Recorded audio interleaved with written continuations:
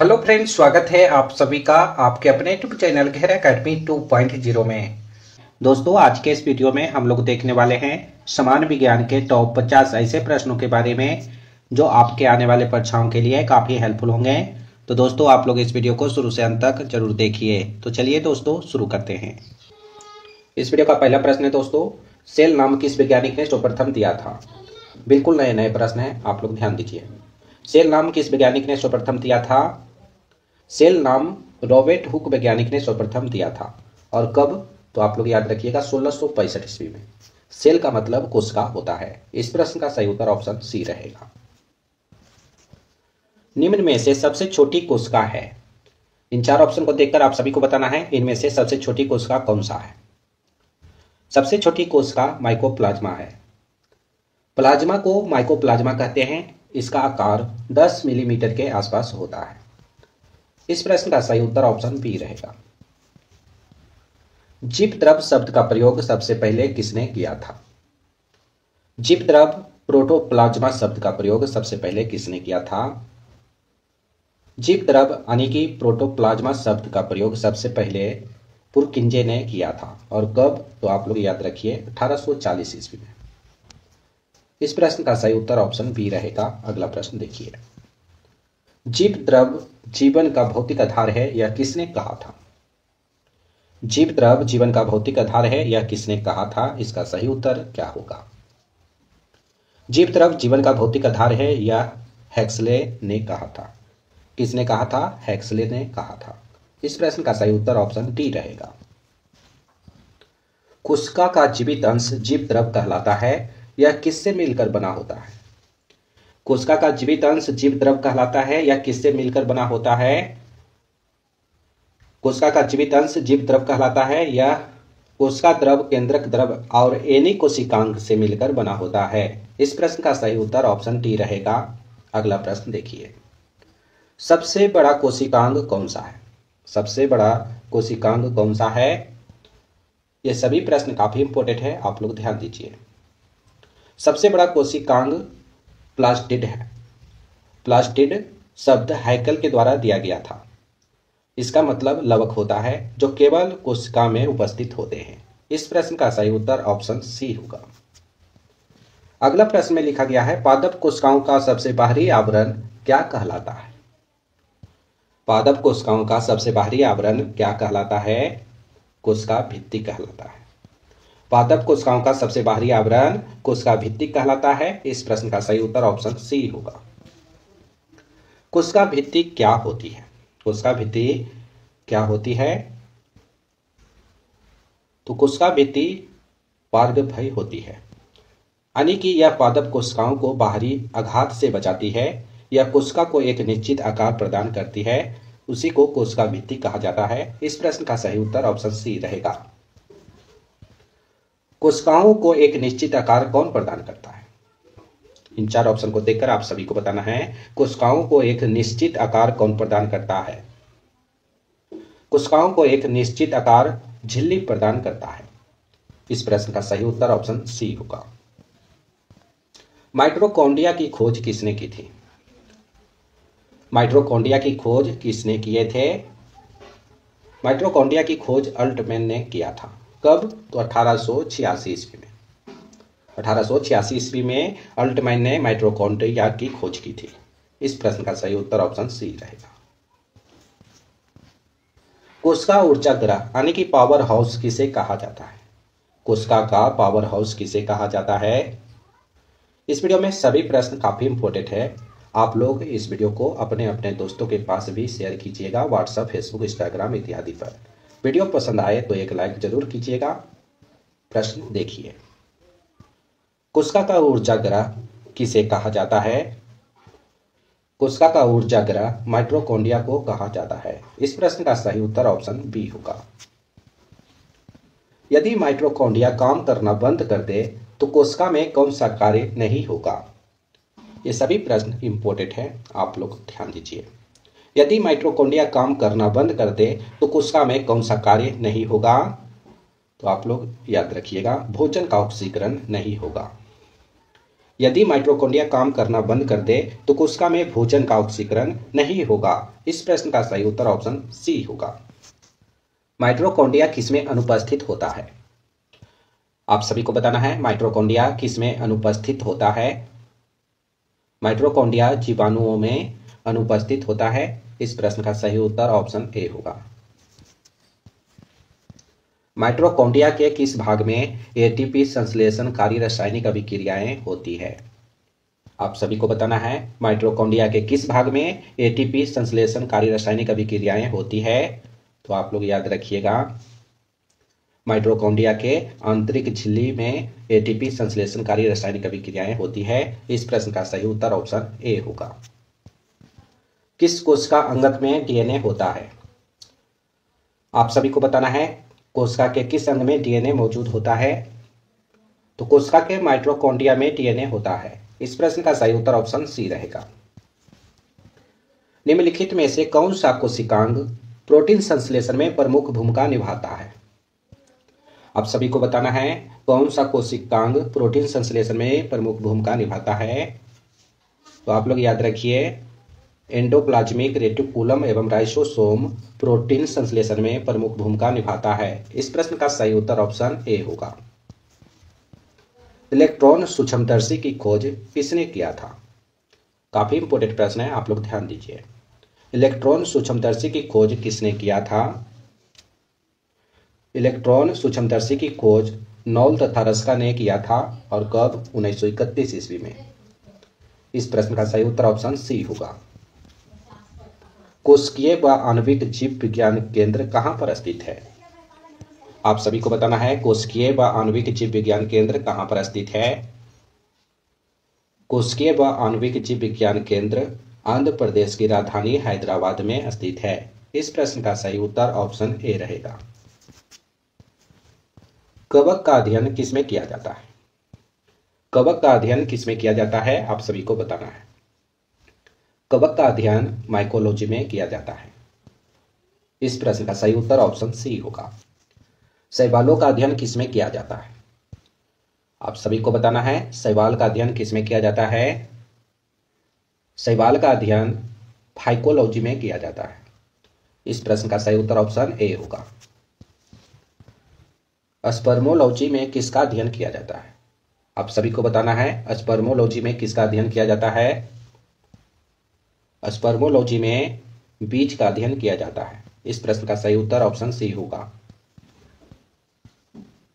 Agrostology में किसका अध्ययन किया जाता है? आप सभी को बताना है एग्रेस्टोलॉजी में किसका अध्ययन किया जाता है। एग्रेस्टोलॉजी में घासों का अध्ययन किया जाता है। इस प्रश्न का सही उत्तर ऑप्शन बी होगा। एग्रेस्टोलॉजी में घास का अध्ययन किया जाता है। पिंडोलॉजी में किसका अध्ययन किया जाता है? ये सभी प्रश्न काफी इंपोर्टेंट है, सभी प्रश्नों को आप लोग याद रखिए। पिंडोलॉजी में भूमि का अध्ययन किया जाता है। इस प्रश्न का सही उत्तर ऑप्शन बी होगा। एक ही प्रकार का परमाणु किसमें मिलता है? एक ही प्रकार का परमाणु किसमें मिलता है? इसका सही उत्तर क्या होगा? एक ही प्रकार का परमाणु प्राकृतिक तत्व में मिलता है। इस प्रश्न का सही उत्तर ऑप्शन सी रहेगा। दो या दो से अधिक शुद्ध पदार्थों को किसी भी अनुपात में मिला देने से क्या बनता है? आप सभी को बताना है। दो या दो से अधिक शुद्ध पदार्थों को किसी भी अनुपात में मिला देने से मिश्रण बनता है। इस प्रश्न का सही उत्तर ऑप्शन सी रहेगा। आप लोग याद रखिए। ध्वनि तरंगों की प्रकृति कैसी होती है? ध्वनि तरंगों की प्रकृति कैसी होती है? तो इसका सही उत्तर हो जाएगा अनुदैर्घ्य। ध्वनि तरंगों की प्रकृति अनुदैर्घ्य होती है। इस प्रश्न का सही उत्तर ऑप्शन बी रहेगा। अश्रव्य तरंगों की आवृत्ति कैसी होती है? अश्रव्य तरंगों की आवृत्ति कैसी होती है? आप सभी को बताना है। अश्रव्य तरंगों की आवृत्ति 20 हर्ट्ज से कम होती है। इस प्रश्न का सही उत्तर ऑप्शन ए रहेगा। प्रस्रव तरंगों को सबसे पहले किसने सीटी बजाकर उत्पन्न किया था? प्रस्रव तरंगों को सबसे पहले किसने सीटी बजाकर उत्पन्न किया था? इसका सही उत्तर क्या होगा? तो आप लोग याद रखिएगा गॉल्टन ने सबसे पहले सीटी बजाकर प्रस्रव तरंगों को उत्पन्न किया था। इस प्रश्न का सही उत्तर ऑप्शन बी होगा। कीड़ों तथा हानि पहुंचाने वाले तत्वों को घरों से दूर भगाने के लिए किसका प्रयोग में लाया जाता है? काफी इंपॉर्टेंट प्रश्न है, आप लोग ध्यान दीजिए। कीड़ों तथा हानि पहुंचाने वाले तत्वों को घरों से दूर भगाने के लिए इन 4 ऑप्शन में से किसका प्रयोग में लाया जाता है? तो आप लोग याद रखिए, कीड़ों तथा हानि पहुंचाने वाले तत्वों को घरों से दूर भगाने के लिए अल्ट्रासोनिक तरंग का प्रयोग में लाया जाता है। इस प्रश्न का सही उत्तर ऑप्शन ए होगा। अगला प्रश्न देखिए। बैकग्राउंड वॉइस के लिए माफी चाहता हूं। ध्वनि का तरत्व यानी कि पिच किस पर निर्भर करता है? ध्वनि का तरत्व किस पर निर्भर करता है, आप सभी को बताना है। ध्वनि का तरत्व आवृत्ति पर निर्भर करता है। इस प्रश्न का सही उत्तर ऑप्शन ए रहेगा। ध्वनि तरंगे किसके कारण प्रतिध्वनि उत्पन्न करते हैं? ध्वनि तरंगे किसके कारण प्रतिध्वनि उत्पन्न करते हैं, आप सभी को बताना है। ध्वनि तरंगे परावर्तन के कारण प्रतिध्वनि उत्पन्न करते हैं। इस प्रश्न का सही उत्तर ऑप्शन सी रहेगा। एक व्यक्ति को अपनी प्रतिध्वनि सुनने के लिए परावर्तक तल से कितनी दूर खड़ा रहना चाहिए? इंपॉर्टेंट प्रश्न है, आप लोग ध्यान दीजिए। एक व्यक्ति को अपनी प्रतिध्वनि सुनने के लिए परावर्तक तल से 56 फीट दूर खड़ा होना चाहिए या 17 मीटर दूर खड़ा रहना चाहिए? इस प्रश्न का सही उत्तर ऑप्शन बी रहेगा। सोनार का प्रयोग किसके द्वारा किया जाता है? आप सभी को बताना है। इन 4 ऑप्शन को देखकर इनमें से सोनार का प्रयोग किसके द्वारा किया जाता है? सोनार का प्रयोग नौ संचालनों के द्वारा किया जाता है। बड़े बड़े शिप में सोनार का प्रयोग किया जाता है। इस प्रश्न का सही उत्तर ऑप्शन डी होगा। जब सेना पुल को पार करती है तो सैनिकों को कदम से कदम मिलाकर न चलने का आदेश दिया जाता है, क्यों? तो इसका सही उत्तर आप लोग बताइए। जब सेना पुल को पार करती है तो सैनिकों को कदम से कदम मिलाकर न चलने का आदेश दिया जाता है, क्योंकि पैरों से उत्पन्न ध्वनि के अनुनाद के कारण पुल टूटने का खतरा रहता है। इसलिए सैनिकों को कदम से कदम मिलाकर न चलने का आदेश दिया जाता है। इस प्रश्न का सही उत्तर ऑप्शन बी होगा। अगला प्रश्न देखिए। निम्नलिखित में से किसमें ध्वनि की चाल सबसे अधिक होगा? इन 4 ऑप्शन को देखकर आप सभी को बताना है, इनमें से किसमें ध्वनि की चाल सबसे अधिक होगा? ध्वनि की चाल सबसे अधिक लकड़ी में होगा, क्योंकि ध्वनि की चाल ठोस पदार्थ में सबसे ज्यादा होता है। इस प्रश्न का सही उत्तर ऑप्शन डी रहेगा। हेलीकॉप्टर का आविष्कार किसने किया? हेलीकॉप्टर का आविष्कार किसने किया था, आप सभी को बताना है। हेलीकॉप्टर का आविष्कार 1939 ईस्वी में हुआ था। इसका आविष्कार सिकोर्स्की ने किया था। इस प्रश्न का सही उत्तर ऑप्शन बी रहेगा। रडार के आविष्कारक कौन थे? रडार का आविष्कार किसने किया था, आप सभी को बताना है। रडार का आविष्कार 1930 ईस्वी में हुआ था। इसका आविष्कार टेलर एवं यंग ने किया था। इस प्रश्न का सही उत्तर ऑप्शन डी रहेगा। एक्सरे का आविष्कार किसने किया था? एक्सरे का आविष्कार 1895 ईस्वी में हुआ था। इसका आविष्कार रोटजन ने किया था। एक्सरे का आविष्कार 1895 ईस्वी में रोटजन ने किए थे। इस प्रश्न का सही उत्तर ऑप्शन बी रहेगा। न्यूट्रॉन की खोज किसने की थी? ये सभी प्रश्न काफी इंपॉर्टेंट है, आप लोग ध्यान दीजिए। न्यूट्रॉन की खोज 1932 ईस्वी में हुआ था। इसकी खोज चैडविक ने किया था। न्यूट्रॉन की खोज 1932 ईस्वी में चैडविक ने किए थे। इस प्रश्न का सही उत्तर ऑप्शन सी रहेगा। पॉजिट्रॉन की खोज किसने की थी? पॉजिट्रॉन की खोज किसने की थी, आप सभी को बताना है। पॉजिट्रॉन की खोज एंडरसन ने किए थे। और कब? तो 1932 ईस्वी में। 1932 ईस्वी में पॉजिट्रॉन की खोज एंडरसन ने किए थे। इस प्रश्न का सही उत्तर ऑप्शन डी रहेगा। जिस भौतिक कारक के कारण हम किसी वस्तु को देख पाते हैं उसे हम क्या कहते हैं? काफी इंपॉर्टेंट प्रश्न है, आप लोग ध्यान दीजिए। जिस भौतिक कारक के कारण हम किसी वस्तु को देख पाते हैं उसे क्या कहते हैं? तो प्रकाश कहते हैं। जिस भौतिक कारक के कारण हम किसी वस्तु को देख पाते हैं उसे प्रकाश कहते हैं। इस प्रश्न का सही उत्तर ऑप्शन ए होगा। प्रकाश क्या है, आप सभी को बताना है। प्रकाश क्या है? तो प्रकाश एक विद्युत चुंबकीय विकिरण है। प्रकाश क्या है? प्रकाश एक विद्युत चुंबकीय विकिरण है। इस प्रश्न का सही उत्तर ऑप्शन सी होगा। प्रकाश का वेग अधिकतम कहां पर होता है? प्रकाश का वेग यानी कि चाल सबसे ज्यादा कहां पर होता है? तो प्रकाश का वेग सबसे ज्यादा निर्वात में होता है। इस प्रश्न का सही उत्तर ऑप्शन सी होगा। अगला प्रश्न में लिखा गया है, प्रकाश सीधी रेखा में चलता हुआ प्रतीत होता है, क्यों? प्रकाश सीधी रेखा में चलता है, ऐसा क्यों? प्रकाश सीधी रेखा में चलता हुआ प्रतीत होता है क्योंकि प्रकाश का तरंगदैर्घ्य बहुत छोटा होता है, इसलिए प्रकाश सीधी रेखा में गमन या चलता है। इस प्रश्न का सही उत्तर ऑप्शन सी रहेगा। प्रकाश विकिरणों की प्रकृति कैसी होती है? आप सभी को बताना है इन चार ऑप्शन को देखकर, प्रकाश विकिरणों की प्रकृति कैसी होती है। प्रकाश विकिरणों की प्रकृति आप लोग याद रखिए, तरंग एवं कण दोनों के समान होती है। इस प्रश्न का सही उत्तर ऑप्शन सी होगा।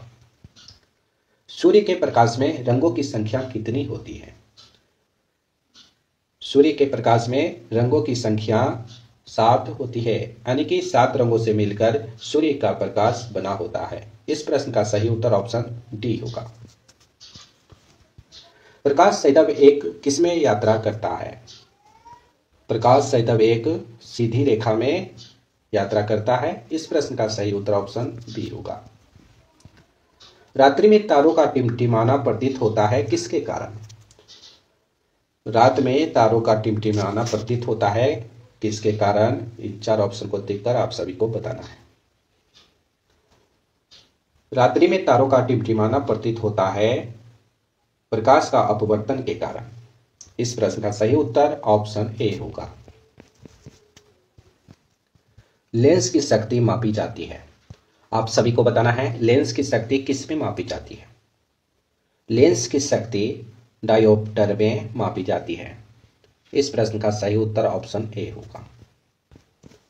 अगला प्रश्न देखिए, पीछे की गाड़ी को देखने के लिए चालक किस दर्पण का उपयोग करता है? काफी इंपॉर्टेंट प्रश्न है, आप लोग ध्यान दीजिए। पीछे की गाड़ी को देखने के लिए चालक किस दर्पण का प्रयोग करता है? पीछे की गाड़ी को देखने के लिए चालक उत्तल दर्पण का उपयोग करता है। इस प्रश्न का सही उत्तर ऑप्शन ए होगा। प्रकाश के वर्ण विक्षेपण की खोज किसने की थी? प्रकाश के वर्ण विक्षेपण की खोज किस वैज्ञानिक ने किया था? तो आप लोग याद रखिए, न्यूटन ने। प्रकाश के वर्ण विक्षेपण की खोज न्यूटन वैज्ञानिक ने किया था। इस प्रश्न का सही उत्तर ऑप्शन बी होगा। खतरे के संकेतों के लिए लाल प्रकाश का प्रयोग किया जाता है, क्यों? आप सभी को बताना है खतरे के संकेतों के लिए लाल प्रकाश या लाल रंग का प्रयोग क्यों किया जाता है? खतरे के संकेतों के लिए लाल प्रकाश का प्रयोग किया जाता है क्योंकि लाल रंग का प्रकीर्णन सबसे कम होता है, इसलिए लाल रंग दूर से दिखाई देता है। इस प्रश्न का सही उत्तर ऑप्शन ए होगा। आकाश नीला दिखाई पड़ता है, क्यों? आकाश नीला दिखाई क्यों पड़ता है, आप सभी को बताना है। आकाश नीला इसलिए दिखाई पड़ता है, नीले प्रकाश का प्रकीर्णन सबसे अधिक होता है, इसलिए आकाश नीला दिखाई पड़ता है। इस प्रश्न का सही उत्तर ऑप्शन ए होगा। आप लोग याद रखिए, माफी चाहता हूं। इस वीडियो का अंतिम प्रश्न है, आप लोग ध्यान दीजिए। अवतल लेंस प्रयोग किया जाता है। आप सभी को बताना है अवतल लेंस किसमें प्रयोग किया जाता है? अवतल लेंस का प्रयोग निकट दृष्टि दोष में किया जाता है। निकट दृष्टि दोष यानी कि दूर की वस्तु स्पष्ट दिखाई ना दे तो उसे निकट दृष्टि दोष कहते हैं। इसमें अवतल लेंस का प्रयोग किया जाता है। इस प्रश्न का सही उत्तर ऑप्शन ए होगा। तो दोस्तों, आज हमने आप सभी को टॉप 54 प्रश्न करवाए हैं जो समान विज्ञान से लिया गया था। तो दोस्तों, आप लोग 54 प्रश्न में से कितना सही कर पाए हैं, इसका सही जवाब कमेंट बॉक्स में बताइएगा। इस वीडियो में सभी प्रश्न काफ़ी इम्पोर्टेंट था। आप लोग इस वीडियो को 1 से 2 बार जरूर देखिए ताकि आपको सभी प्रश्न अच्छे से याद हो जाए। अभी तक हमारे चैनल को सब्सक्राइब नहीं किए हैं तो चैनल को सब्सक्राइब कीजिए और घंटी कॉल पर फिट कीजिएगा ताकि आने वाले सभी नए वीडियो का नोटिफिकेशन आपको मिलता रहे। इस वीडियो में अभी तक एक लाइक नहीं किए हैं तो एक लाइक करके इस वीडियो को अपने अपने दोस्तों के पास भी शेयर कीजिए ताकि उनको भी इस वीडियो का लाभ मिल सके। तो फिर अगले वीडियो में मिलेंगे दोस्तों, जब तक आप लोग बने रहिए।